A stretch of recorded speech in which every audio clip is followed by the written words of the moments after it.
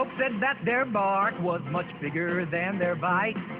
All of them ferocious and none of them too bright. They may not win blue ribbon for knowing what they knew, but they sure steal the prizes for doing what they do. They were the doggonest gang that a man did ever see. All of them were animals just like you and me, a breed unto themselves. To match them there were none, famous both as man's best friend, public enemy number one.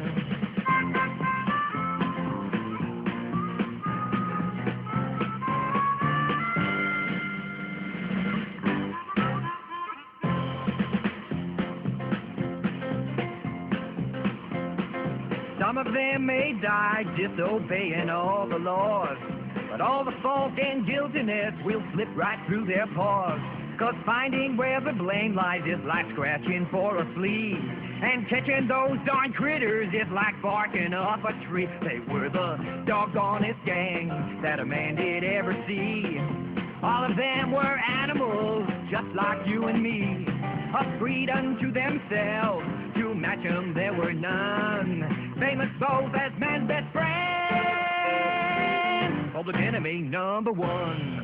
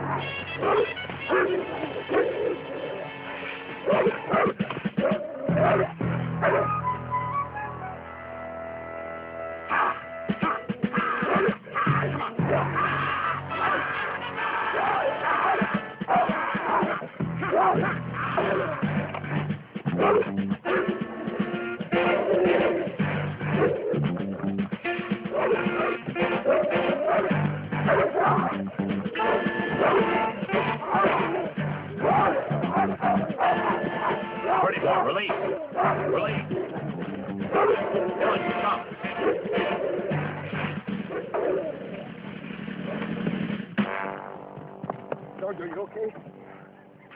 Get him easy. Come on, I'll help you to the house. It's better, trainer. Now we're starting to get results. We could have had a dead Jojo. Nah, Jojo's tough. He'll be right back in there tomorrow. You don't understand, Eddie. It shouldn't happen, only if I give the command. But I guess Dobermans are different. Told you I never worked Dobermans before. I'm only used to shepherds. I want them. There are bankrolls in Dobermans, and believe me, that's just what the doctor ordered. I'm not going to work them anymore, Eddie. They're vicious. They'll turn on me next. Trainer, that's just the kind of animal we want. Now, you cool it. Just stick with it. Everything's going to be fine. I'm delighted with what you're doing.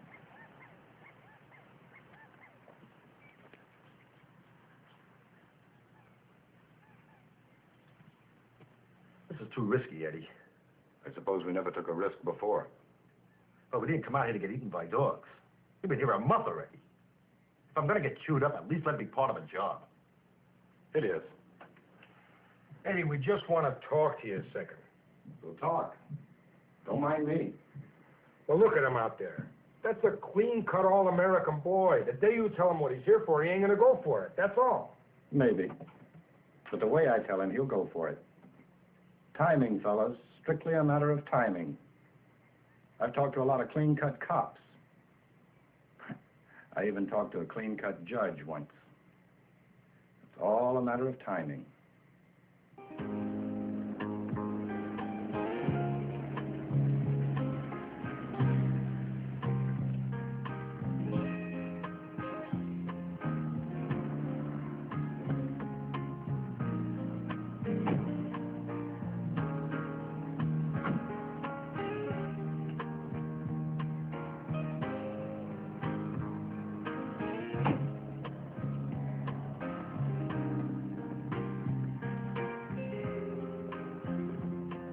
Here, take this, June. I have to go to the bank for a minute.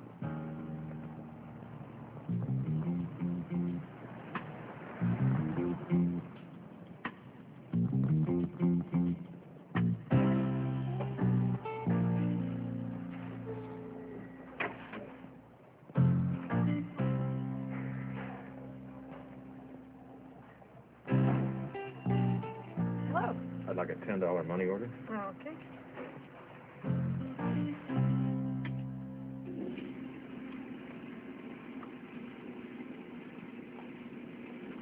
Need some help? Sure.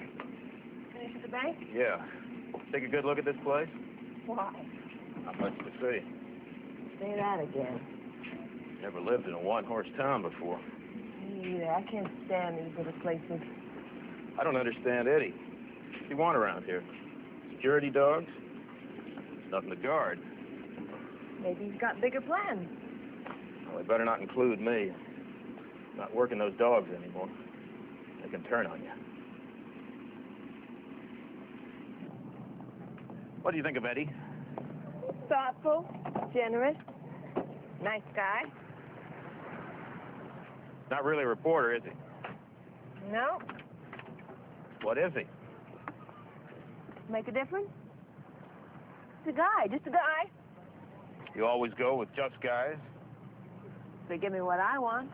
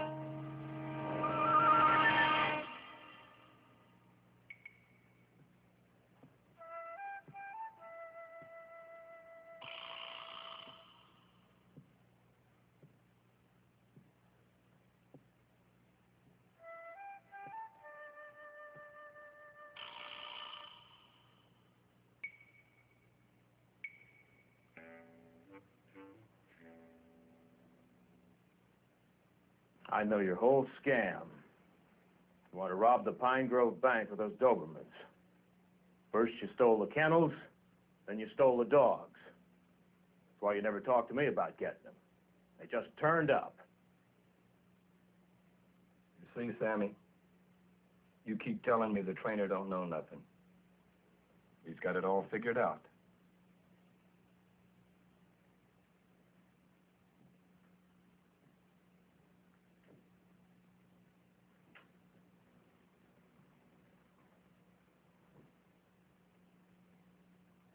But what you don't know, you can't know.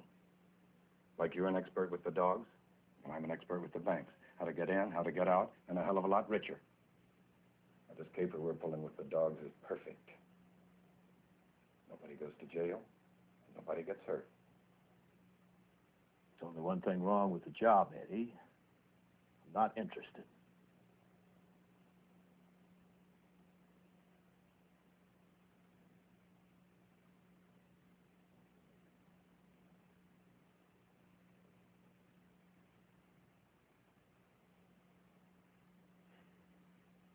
Barney.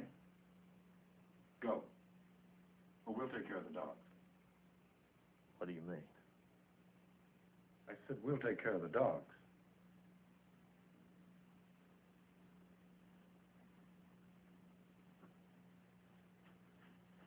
What are you going to do with it? Kill them.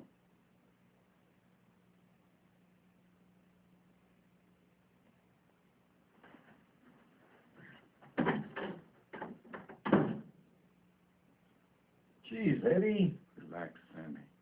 I just gave him something to think about.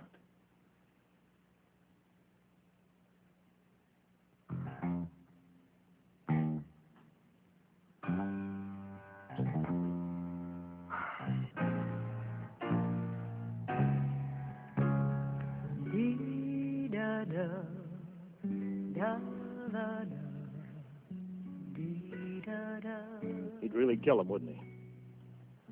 I can't let him do it, Joe. No. You've made them into something special, Barney, but there's a lot of money in what Eddie's got planned. You can't walk out now. I'd never have come if I'd known what the deal was. Do you think I should go through with it? Well, we're counting on you. I'll say I'm in on it. I still don't know if I could do it. But you don't even know what Eddie's got planned yet. Going on the premise that you're involved, Barney, you'll train the dogs to act according to the following plan on the day of the robbery. Shortly before closing time, Ma Barker enters the bank, crosses to the security guard, the only one they've got. And she'll station herself so that she can cover him. And you'll train the dogs that should he make the slightest move for his weapon, she won't kill him. She'll rip his arm off. Clyde enters the bank and covers the rear. He'll deal with the customers when the time comes. Nobody gets in or out without dealing with Clyde. Bunny comes in, crosses over there, and takes care of the bank officials at their desks. Pretty boy Floyd comes to this window, gets up on the counter, and deals with everybody at that end of the room. Babyface Nelson comes to this window and does the same thing with everybody at that end.